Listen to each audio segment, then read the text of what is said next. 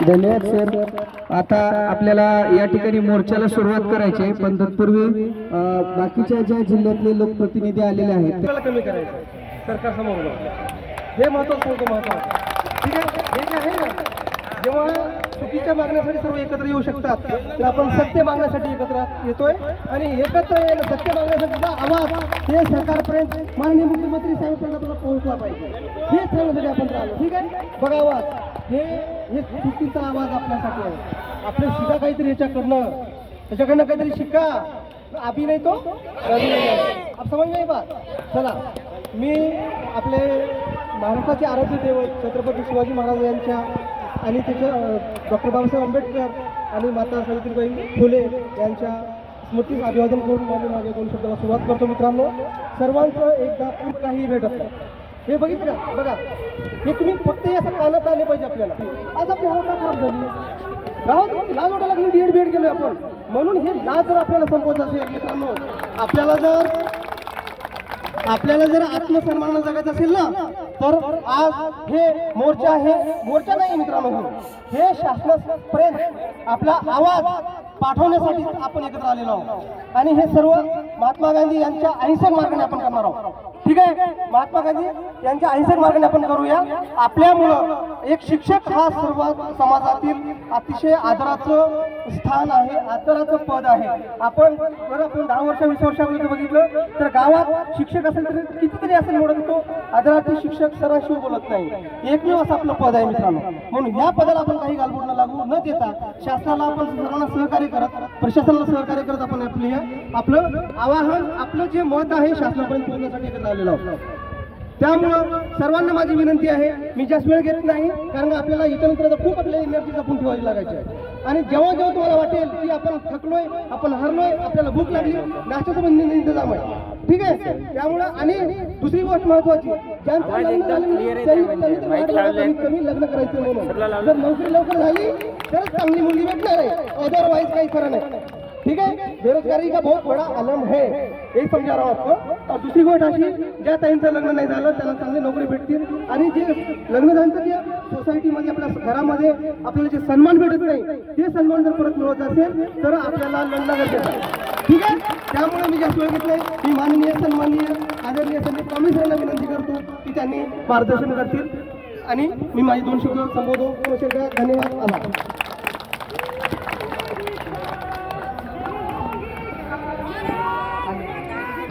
जय जय. मी 2007 ते 11 या नागपूर ऑरेंज सिटीमध्ये होतो. त्यानंतर पहिल्यांदाच या नागपूरमध्ये आलो आणि नागपूरमध्ये आल्या आल्या अशा काही ताज्या आठवणी माझ्या एकदम अशा ताज्या झाल्यात, माझ्या डोळ्याच्या समोर दिसायला की याच ठिकाणी मी डीएड केले आणि गावातून अब्दुल गनी सर म्हटल्यासारखं डीएडला लागल्या माझ्याच गावामध्ये सत्कार झाला होता. आणि दुर्भाग्य असं आहे की अख्ख्या महाराष्ट्रातील 2,10,000 भावी शिक्षकांना या ठिकाणी न्याय मिळवून देण्यासाठी आपण इथे लढतोय. पण त्याच्यापैकी मोजके 400-500 जे भावी शिक्षक आहेत मला जिवंत दिसत आहेत, बाकी सगळे मेलेले दिसत आहेत. एका आव्हानाला प्रतिसाद देत तुम्हाला सांगितलं स्वार्थी बना, आणि आपण स्वार्थी बनून आव्हानाला प्रतिसाद देत या ठिकाणी आपण मोठ्या संख्येनं उपस्थित झाला, त्याबद्दल हा विश्वास दाखवला आहे, त्याबद्दल मी मनापासून आपलं कौतुक आभार मानतो.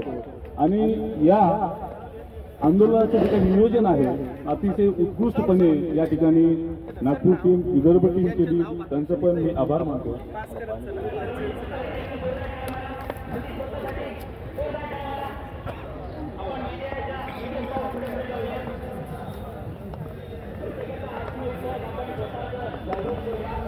सगळ्याला माहिती आहे आपण गेल्या अनेक दिवसापासून या आंदोलनाची, एल्गार मोर्चा, एल्गार आंदोलनाची आपण तयारी करतोय. जिल्हा परिषदेच्या शाळेचं जे काही शिक्षण आहे ते बंद करण्याचं धोरण जे आहे हे समूह शाळा योजनेच्या माध्यमातून या ठिकाणी सरकारनं आखलेलं आहे. आता इतर वेळी मी कायम आपल्याला मार्गदर्शन करत असतो, पण या ठिकाणी वेगळं काही सांगायचं नाही. मात्र त्या जिल्हा परिषदेच्या शाळेमध्ये आपल्या सगळ्या प्रतिनिधींनी सगळ्यांनी या ठिकाणी मनोगत व्यक्त करत असताना सांगितलं, तिथं पोलीस प्रशासन आहे, याच्यातील जे काही यादीचे अधिकारी आहेत किंवा कलेक्टर आहेत, IPS अधिकारी आहेत, ते सुद्धा जिल्हा परिषदेच्या शाळेत शिकलेत, ते सुद्धा आपल्या सगळ्याला माहिती आहे. पण सरकारचं धोरण सध्याला राज्यातील कमी पटांच्या शाळा ज्या आहेत ते बंद करण्याचं यशस्वी धोरण या ठिकाणी आखलेलं आहे.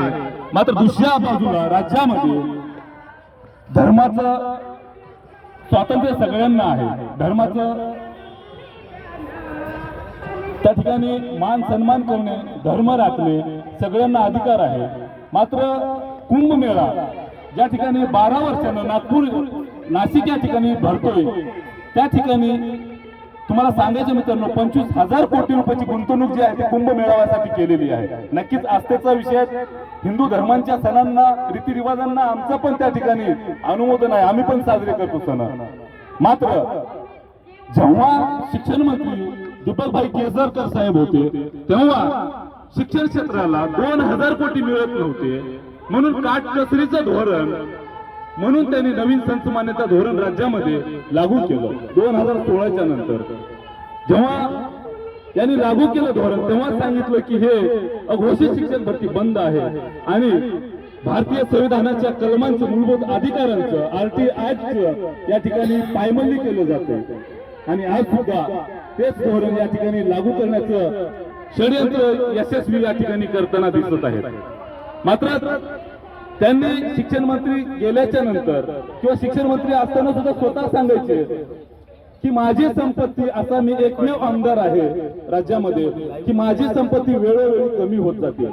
पण या महामूर्खाची संपत्ती तुम्हाला सांगतो, जेव्हा आमदार म्हणून निवडून आले त्याच्यानंतर केवळ 69 कोटीवरून 124 कोटी संपत्ती झाली. मित्रांनो, इलेक्शन कमिशन मध्ये त्यांनी स्वतःच इन्कम जे आहे त्यांनी त्या ठिकाणी सांगितलेलं आहे.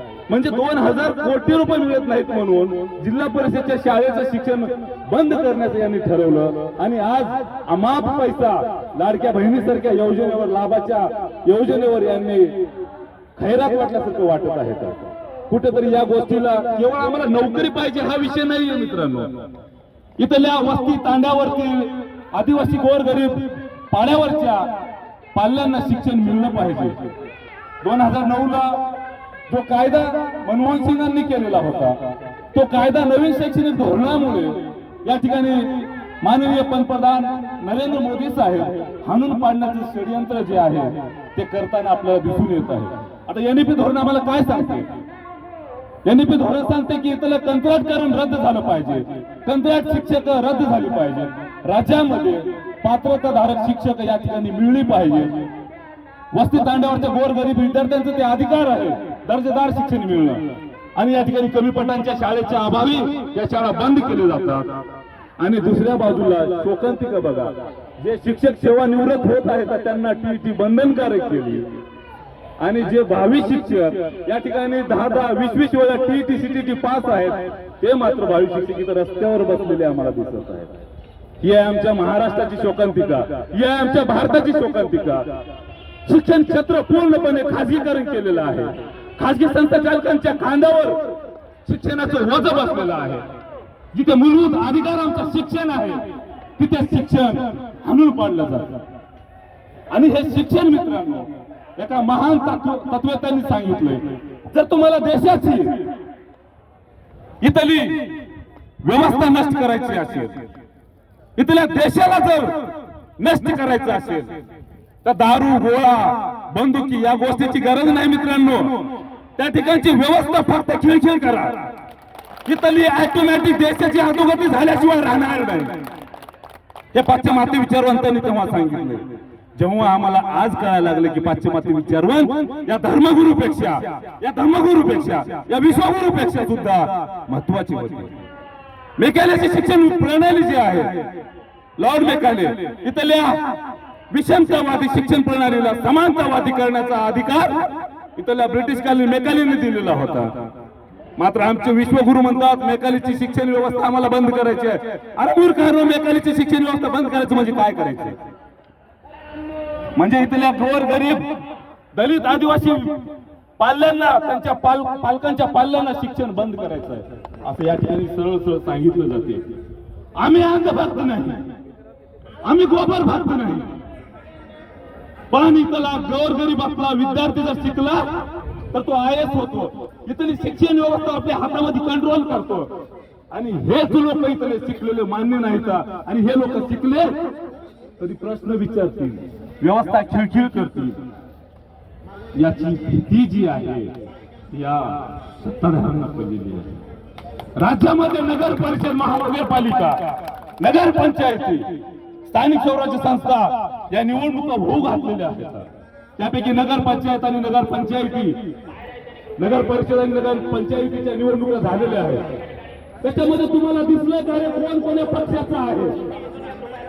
दिसलंय का? आणि सत्ताधारी आणि विरोधक एका पक्षामध्ये पॅनल करून लढत आहेत आणि आम्ही भीक मागत आहोत. जसा म्हणले तसं यांनी या ठिकाणी आमचा वापर करून घेण्याचा प्रयत्न केला आणि आमच्या सगळ्यात अगोदर शिक्षण व्यवस्थेवर घाला घातलाय. तेव्हा कुठंतरी आम्ही अंधभक्त न होता, तेव्हा कुठंतरी आम्ही गोबर भक्त न होता. शिक्षण हे वाघिणीचं दूध आहे आणि जो कोणी प्राशन करेल तो गुरुकुल्याशिवाय राहणार नाही. हे डॉक्टर बाबासाहेबांनी दिलेलं मूलमंत्र त्या नागाच्या नागभूमीमध्ये आम्ही ठसकावून सांगतो, या ऊर्जा भूमीमध्ये आम्ही ठसकावून सांगतो की इथली राज्यातील एकही जिल्हा परिषदेची शाळा आम्ही बंद होऊ देणार नाही. जिल्हा परिषदेची शाळा बंद करायचं असेल तर तुमचं संघाचं कार्यालय सुद्धा बंद करा. तुमची अंधभक्ती, तुमची गोबर भक्ती सुद्धा बंद केली पाहिजे. जोपर्यंत या गोष्टी बंद होणार नाहीत तोपर्यंत कुठलंही रजिस्ट्रेशन नसताना सुद्धा आपला जो काही ठेका चालवलेला आहे नक्कीच आम्हाला कोणाचाही विरोध नाहीये, पण इथल्या जिल्हा परिषदेच्या शाळा वाचल्या पाहिजे, टिकल्या पाहिजे आणि गोरगरिबांच्या विद्यार्थ्यांना दर्जेदार म्हणतो मी, फक्त दर्जेदार म्हणजे टी शिक्षक पात्रता परीक्षा असलेला शिक्षक दिला पाहिजे, दर्जेदार शिक्षण मिळलं पाहिजे.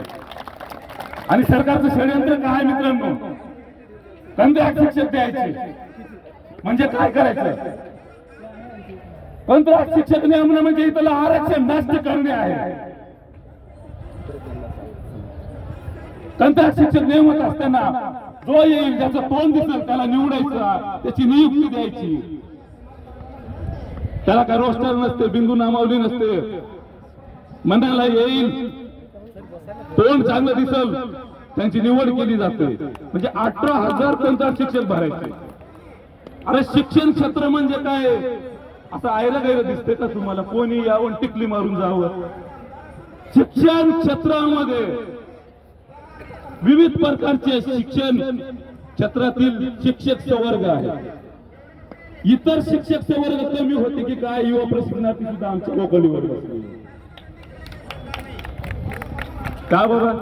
पात्रता धारक मिळेल म्हणून म्हणलो मी तुम्हाला की मला माझ्या आठवणी ताज्या झाल्या. त्याच हेतून मी डीएड केलं होतं, त्याच हेतून माझ्या मायबापांना डीएडला पाठवलं होतं आणि त्याच हेतून पोरगा शिक्षक होते म्हणून गावकऱ्यांनी सुद्धा माझा सत्कार केला होता. आता तेव्हा म्हटलं ना सर ही पदवी आज शाप वाटू लागली मला. अरे सर म्हणणं म्हणजे पाप वाटतंय आता ऐकून घेताना सुद्धा. नेमकं जगायचं की मरायचं अशी परिस्थिती झालेली आहे. पण मी तुम्हाला शब्द देतो, माझी भगिनी ज्योतिताई ठाकूर त्यांनी या ठिकाणी येऊन आपलं मत व्यक्त केलं. जर अंतकरणाने त्यांचा तोंडातून शब्द कंठ सुद्धा फुटत नव्हता. मी राज्यातील तमाम भावी शिक्षकांना शब्द देतो, 2,11,000 भावी शिक्षकांना नवीन शैक्षणिक धोरण हे केवळ आणि केवळ जाती येते धर्मात वाद लावण्यासाठी नाहीये. तिसरी भाषा हिंदीची सक्ती करा नवीन शैक्षणिक धोरणानुसार. आम्ही विरोध केला त्याला. तिसरी भाषा सक्ती कशाला? हिंदीकरण करायचे, हिंदूकरण याचा मोठा विरोध केला. केवळ नवीन शैक्षणिक धोरण NEP धोरण हिंदी भाषा तिसरी सक्ती करणे पहिल्या वर्गाला 5व्या वर्गापर्यंत 7व्या 8व्या वर्गापर्यंत सक्ती करणे याच्यासाठी एनईपी आहे का? अरे मूर्खांनो, एनईपी धोरण म्हणजे 100% शिक्षक भरतीसाठी सुद्धा आहे ना. राज्याने आणि देशाने एनईपी धोरणाचं तत्व स्वीकारले ना. पॅरा कमांडो टीचर नाकारलेत ना. शिक्षकांना शाप असणार शिक्षण सेवक तटपुंजी असं मानधन दिलं जाते 16,000, ते सुद्धा रद्द करा म्हणले ना. तुम्हाला जर 2020 ला नेमलेलं एनईपी धोरण अजून इम्प्लिमेंटेशन करता येत नसेल आणि निवडणुकीचा निकाल सकाळी लागणारा 21 तारखेला ढकलता येत असेल, तुमच्या बापाच्या घरची आहे का रे निवडणूक आयोग? म्हणजे तुम्ही सीबीआय, ईडी, निवडणूक आयोग, सर्वोच्च न्यायालय सगळंच खरेदी केलंय. आणि काय काय विकलं रे? शिक्षण विकलं. अजून काय विकलं? अजून काय विकलं? खूप मोठ्या अशा रोजगाराची संधी उपलब्ध करून देणारे, रोजगाराची हब असणारे उद्योगधंदे विकले. अजून काय विकले? कंपन्या महाराष्ट्राच्या गुजरात मध्ये नेल्या. अजून काय काय केलं? रेल्वेचं खाजगीकरण केलं. अजून काय काय केलं? शिक्षणाचं खाजगीकरण केलंय आणि भावी शिक्षकांना रस्त्यावर उतरवलं. या सगळ्या गोष्टी अंतकरणातून बोलतोय मी तुम्हाला. चांगले मार्क्स पडलेत मला, मी परीक्षा दिली, मी 13 वेळा टीच आणि सीटीटी पास आहे. किती वेळा? आणि हे सर्वोच्च न्यायालय सुद्धा म्हणते जे शिक्षक 4 वर्षाला सेवानिवृत्त होतात त्यांना टीटी बंधनकारक आहे. आणि टीटी सीटीटी पास आहे ते मोकर भक्तासारखे फिरू द्या. पण आम्ही भक्त नाही ना, आम्ही रस्त्यावर येऊ ना, आम्ही लढू ना. बाबासाहेबांनी सांगितलं आम्हाला लढायला, कारण आम्ही शिकलोय ना, आम्ही संघटित झालो म्हणून तर जमलोय ना. इतर राज्यामध्ये विरोधी पक्ष दिसत नाही आम्हाला का? त्यांना खुर्च्या महत्वाच्या. कोणी शिक्षण क्षेत्रावर बोलायला तयार नाही का? इथे महसूल मिळत नाही.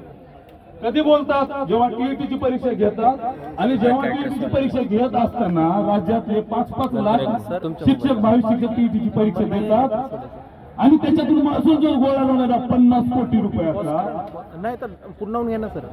करा नाही एखादा कायदा भावी शिक्षकांना, बेरोजगारांना, स्पर्धा परीक्षेची तयारी करणाऱ्यांना मोफत अर्ज भरण्याची सुविधा द्या ना. अरे आम्हाला तुमच्या मतदानाच्या पोटी 4-4 2-2